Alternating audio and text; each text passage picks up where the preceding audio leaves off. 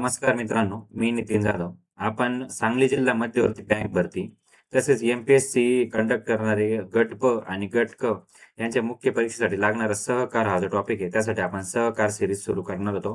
हे मी तुम्हाला काल परवा सांगितलं होतं, की आपण सहकारचे लेक्चर सुरू करणार आहे. तर आज सहकारचा पहिला भाग असणार आहे. सहकारचे एकूण किती पार्ट होतील? तर सहकारचे 2 ते म्हणजे 3 ते 4 आपण लेक्चरमध्ये सहकार हे कंप्लीट करणार आहे. सहकार किती मार्काला आहे? तर मध्यवर्ती बँकेच्या ज्या भरत्या होत्या त्यांच्यामध्ये सहकार 20 मार्काला दिसतो आपल्याला. 20 मार्क. 20 मार्क आणि त्याचे 20 प्रश्न. म्हणजे एकूण 90 पैकी 20 मार्क हे फक्त सहकाराला आहे. कारण सहकारी बँकेची भरती आणि बँकिंगमध्ये 20 मार्क आहे बँकिंगला. म्हणजे असे दोन्ही मिळून सहकारचे आणि याचे मिळून 40 मार्क. 90 पैकी 40 मार्क. एवढे वेटेज सहकारसाठी. तर सहकाराचा हा पहिला व्हिडिओ आपण सुरुवात करतोय सहकारसाठी. आता सहकाराचा अर्थ काय नेमका? सहकाराचा अर्थ, इतिहास, वैशिष्ट्य आणि महत्त्व आपण समजून घेणार आहे. अर्थ व व्याख्या. कोऑपरेशन म्हणजे सहकार. कोऑपरेशन हा कोणत्या भाषेतला शब्द आहे? लॅटिन भाषेचा शब्द आहे. आता पेपर आय-बी-पी-एस कंडक्ट करणार आहे आणि तो एम-सी-क्यू टाइप आहे. त्याच्यामुळे आपल्याला फक्त म्हणजे आपल्याला एम-सी-क्यू कलेक्ट करता आले पाहिजे, की कोणत्या कोणत्या डाटावर प्रश्न येऊ शकतो आणि कुठं प्रश्न विचारायला जागा आहे, आपण हे बघू. कोऑपरेशन.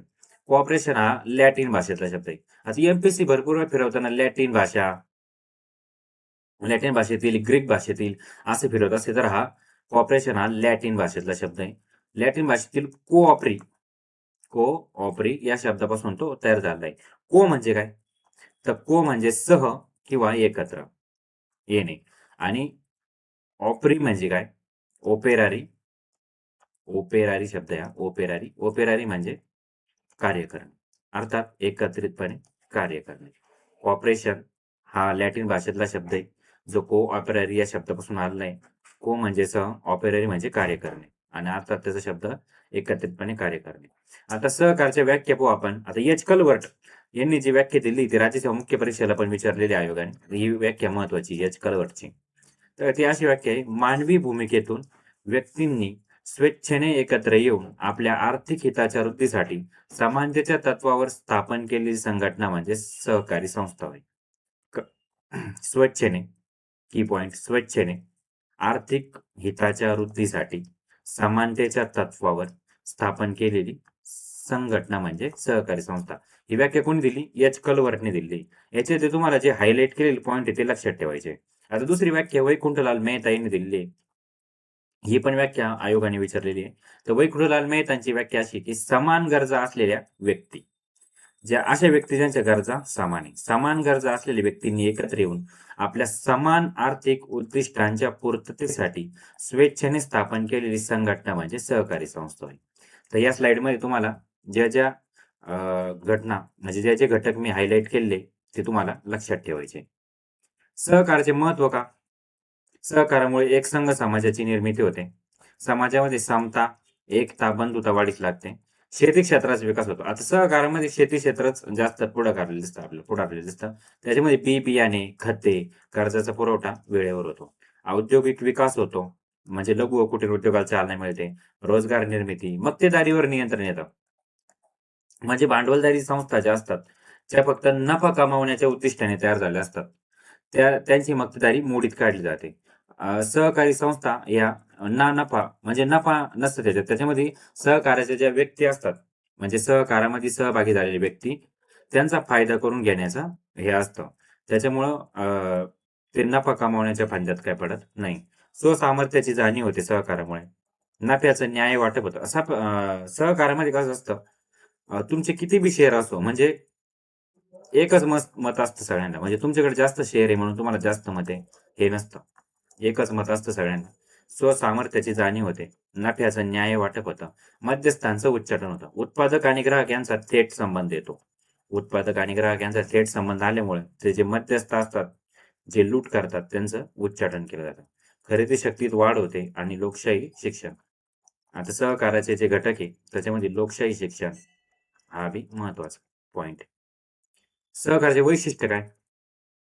सहकार्याचं वैशिष्ट्य मी आता सांगितल्याप्रमाणे एक व्यक्ती एक मत. याच्यावर तुम्हाला प्रश्न विचारला जाऊ शकतो. एक व्यक्ती एक मत. एका व्यक्तीला एकच मत. मग तुमच्याकडे भले कितीही शेअर असो, तुम्हाला एकच मत असेल. व्यक्तींचे संघटन. आर्थिकदृष्ट्या दुर्बल व्यक्ती जे असतात ते एकत्र येतात आणि सहकारी संघटना स्थापन करतात. ऐच्छिक संघटन सभासदत्व ते ऐच्छिक असतं. तुम्हाला कोणी असं पकडून आणलं नसतं की सहकारी संस्था स्थापन करा म्हणून. तुम्ही तुमच्या इच्छेने त्याच्यामध्ये सहभागी झालेले असतात. समान उद्दिष्ट असतं सगळ्यांचं. एच. कलवर्ट आणि वैकुंठलाल मेहता यांची जी आपण व्याख्या पाहिली, त्याच्यामध्ये हे की पॉइंट त्यांनी हायलाइट केले की व्यक्तींचे संघटन, ऐच्छिक संघटन, समान उद्दिष्ट, लोकशाही संघटन, एक व्यक्ती एक मत, यामुळे लोकशाही सुदृढ केली जाते. समानता, जात, धर्म, लिंगाचा भेदभाव न करता सर्वांना त्यामध्ये समान दर्जा असतो. आर्थिकदृष्ट्या दुर्बल घटकांचे एकत्रीकरण, शोषण रोखण्यासाठी संघटन केलं जातं. सेवा उद्देश, नफ्यापेक्षा सेवा देणे.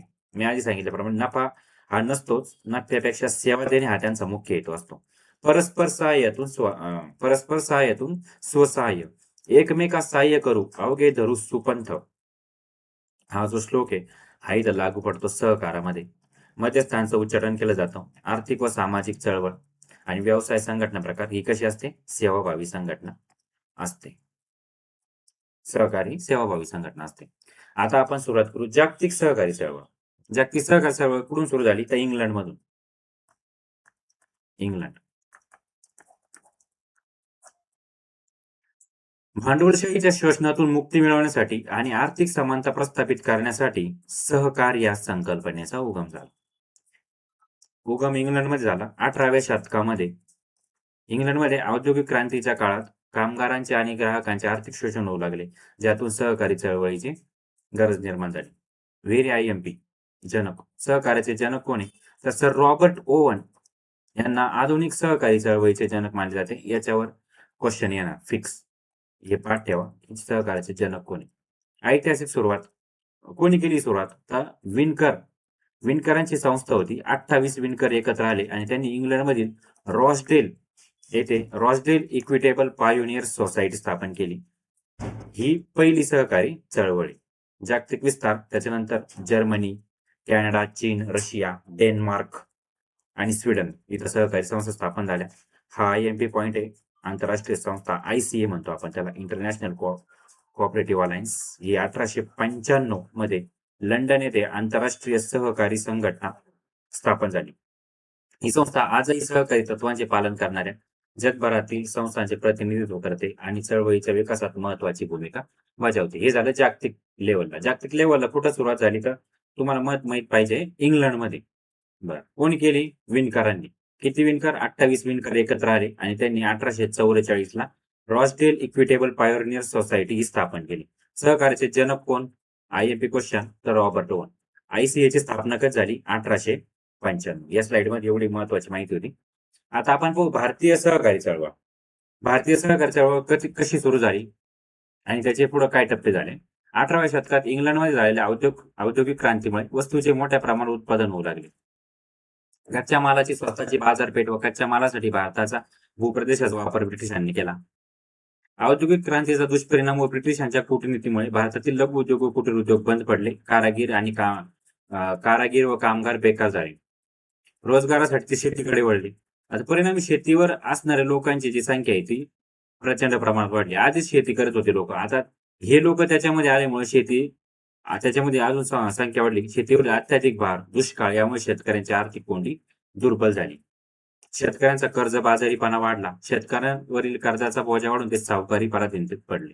आता सावकारांच्या जाचातून मुक्ती मिळण्यासाठी कायदेशीर उपाय म्हणून सहकारी संस्थांची स्थापना करण्यात आली.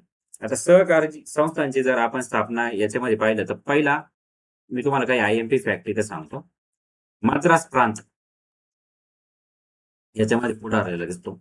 मद्रास प्रांताने इसवी सन 1892 मध्ये फ्रेडरिक निकोल्सन यांच्या अध्यक्षतेखाली. पण फ्रेडरिक निकोल्सन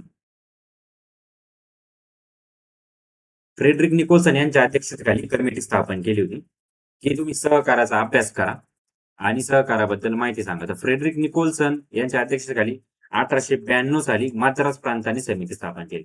मग त्यांनी जर्मनीत गेले. फ्रेडरिक निकोल्सन कुठे गेले? जर्मनी. आणि त्यांनी रायफेजन रायफेझन पद्धतीचा अभ्यास केला होता फ्रेडरिक निकोल्सन. ही झाली मद्रास प्रांत. मग 1901 साली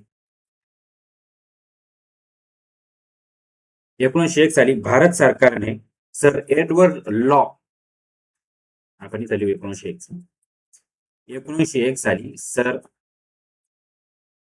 एडवर्ड लॉ यांच्या अध्यक्षतेखाली कमिटी स्थापन केली. कशासाठी? सहकाराचा अभ्यास करण्यासाठी. त्यानुसार 1904 साली पहिल्यांदा सहकाराचा कायदा करण्यात आला.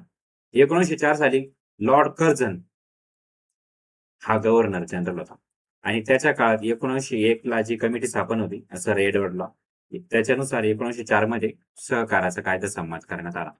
पण 1904 चा जो कायदा आहे, हा कायदा फक्त पतसंस्था स्थापण्यापुरताच मर्यादित होता. म्हणजे याच्यामध्ये तुम्ही फक्त पतसंस्था स्थापन करू शकत होते. मग 1904 च्या कायद्यातली त्रुटी तुम्हाला दूर करण्यासाठी 1912 ला दुसरा सहकाराचा कायदा संमत केला. कधी? 1912 ला. आणि यामुळे या सहकार कायद्यामुळे सहकारी संस्थांची स्थापना सर्व क्षेत्रात होऊ लागली. आता मग 1912 नुसार म्हणजे 1904 च्या कायद्यानुसार भारतात मुंबई प्रांतातला जो बडोदा आहे ना, इथं भारतातील पहिली सहकारी पतपुरवठा संस्था स्थापन केली होती. आणि प्राध्यापक विठ्ठल लक्ष्मण कवठेकर, हे तुम्ही हे नोट करून घ्या, विठ्ठल लक्ष्मण कवठेकर यांनी अन्योन्य काय अन्योन्य सहाय्यकारी मंडळी या नावाने पहिली पतपुरवठा संस्था स्थापन केली होती. आता याच्यात तुम्हाला लक्षात काय ठेवायचं आहे? बडोदा, प्राध्यापक विठ्ठल लक्ष्मण कवठेकर यांची अन्योन्य सहाय्यकारी मंडळी, रायफेझन म्हणजे 1892 ला मद्रास प्रांताचे प्रयत्न त्यांनी स्थापन केली, फ्रेडरिक निकोल्सन समिती. 1901 ला सर एडवर्ड लॉ. 1904 चा कायदा जो फक्त पतसंस्था स्थापनेसाठी समर्पित होता आणि 1912 चा दुसरा कायदा. 1914 साली 1914 1914 ला काय झालं? एडवर्ड मॅकलेनेगन एडवर्ड मॅकलेगन यांच्या अध्यक्षतेखाली कमिटी स्थापन करण्यात आली होती. त्यानुसार त्रिस्तरीय संस्था स्थापन करण्यात आली. तुम्हाला विचारलं जाईल की सहकारातील त्रिस्तरीय संस्था कोणत्या समितीच्या शिफारशीनुसार बनवण्यात आली? तर ती समिती होती एडवर्ड मॅकलेनिगन यांच्या अध्यक्षतेखाली 1914 साली स्थापन झालेली. मग 1919 ला मॉन्टफर्ड, 1919 चा कायदा आपल्याला माहिती आहे, मॉन्टेग्यू चेम्सफर्ड मॉन्टफर्ड सुधारणा कायदा आला. या कायद्यानुसार सहकार हा विषय केंद्र सरकारकडून प्रांतिक सरकारांच्या अधिकारात आला. 1919 ला काय झालं? सोपीव आणि राखीव विषय अशी 2 विषयामध्ये विभागणी झाली आणि त्याच्यामुळं सहकार हा जो कायदा अधिक जो केंद्र सूचित होता तो प्रांतिक सूचीमध्ये आला. त्यानुसार मुंबई प्रांताने 1925 साली पहिला सहकार कायदा संमत केला होता. हे तुम्हाला लक्षात ठेवायचं. याच्यावर प्रश्न विचारू शकतो का? कोणता प्रांत होता जो? तो होता मुंबई प्रांत. कधी? 1925 साली. कोणत्या कायद्याने सहकार्याविषयी केंद्र सरकारकडून प्रांतिक सरकारांच्या अधिकारात आला? तर तो कायदा होता 1919 चा मॉन्टफर्ड कायदा, मॉन्टेग्यू चेम्सफर्ड कायदा आपण त्याला म्हणतो. त्रिस्तरीय संस्था कोणत्या समितीच्या अध्यक्ष म्हणजे त्रिस्तरीय सहकार्याच्या त्रिस्तरीय संस्था कोणत्या समितीनुसार बनवण्यात आल्या? तर ती समिती होती एडवर्ड मॅकलेनिगन समिती 1914 ची. हे तुम्हाला लक्षात ठेवायचं. आता त्यानंतर सहकारी चळवळीची पुनर्रचना करण्यासाठी ज्या विविध समित्या नियुक्त केल्या होत्या त्यांच्या शिफारशीवरून भारतात रिझर्व्ह बँकेची स्थापना झाली. रिझर्व्ह बँकेची स्थापना 1 एप्रिल 1935 साली झाली. हे बी लक्षात ठेवा, बँकिंग आहेच आपल्याला. रिझर्व्ह बँकेची स्थापना कधी झाली? 1 एप्रिल 1935. स्थापनेवेळी तिचं कार्यालय कुठं होतं? तर कलकत्त्याला इथं होतं. म्हणून मुंबई तुम्हाला पहिला ऑप्शन असू शकतो, मुंबईला नव्हतं तर कलकत्त्याला होतं. मग मुंबईमध्ये कधी शिफ्ट झालं? तर 1937 साली.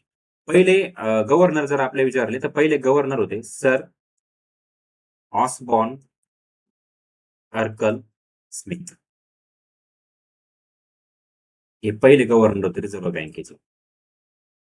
हा बी तुम्हाला येऊ शकतो कारण आपल्याला बँकिंग आहेच.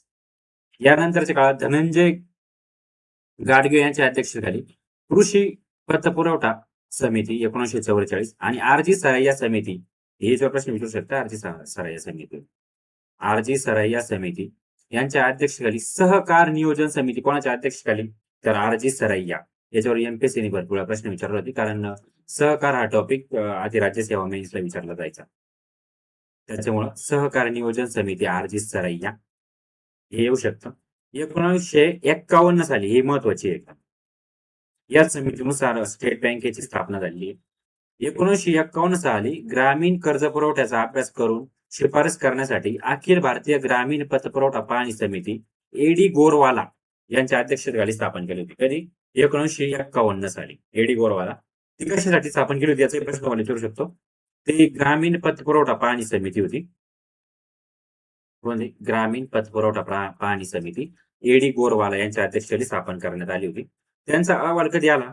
1954 मध्ये त्यांचा अहवाल आला.